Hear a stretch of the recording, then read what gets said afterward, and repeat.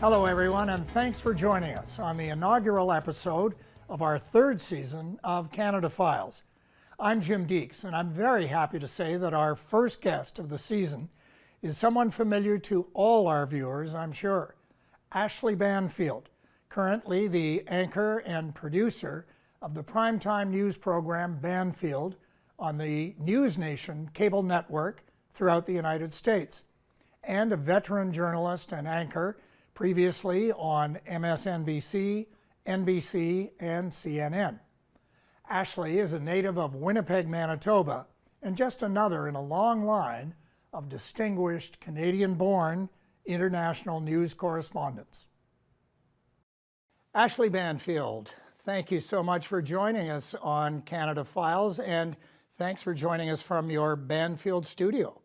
Jim, it's great to see you. Thank you so much for the invitation. What an absolutely charming way to start my day. It's a pleasure for us. And you know, I just introduced you by saying you are one of a long line of distinguished Canadian news correspondents. And I wonder if you're aware personally of some of the famous Canadians who have been successful on U.S. television, and if any of them have had any influence on you?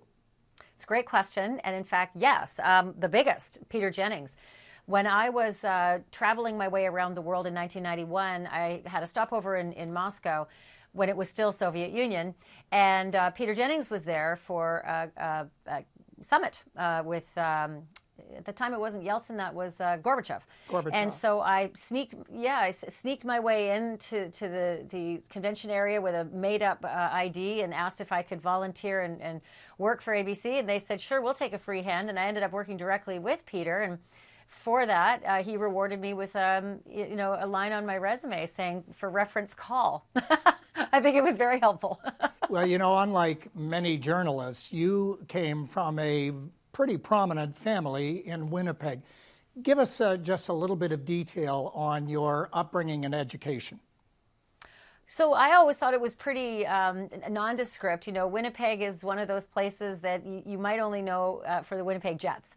But it's a great place to grow up, minus the minus 40 in February. But I was really fortunate. I had a great upbringing. I went to public school and private school.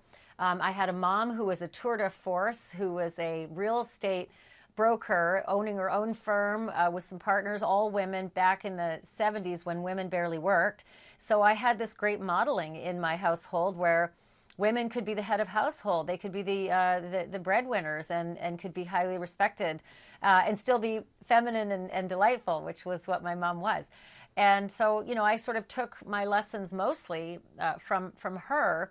And then, of course, that just incredibly resounding community that Winnipeg is. I mean, they really are a village that supports their own. And so all throughout my travels through Canada in broadcasting, and then, of course, down through the United States, I've maintained that little piece of Winnipeg DNA.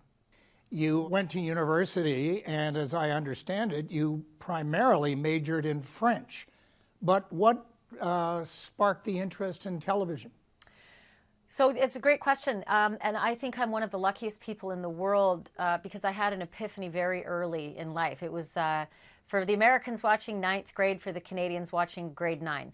And I was sitting in Mrs. Sharp's history class, and she was talking about the British history curriculum, which isn't the most enthralling, curriculum for a ninth grader, but at the same time, King John and the Magna Carta, I thought, who wrote all this down? Who was the first person to see all of this? Who actually had eyes on, the Magna Carta? I want to be that guy. I want to be the guy that gets to tell everybody, because you'll be important, you'll matter, you'll be relevant, and you'll have a stake in history. And at the time I didn't realize it, but that's literally news before it's history. So I had made that commitment early on at age 14.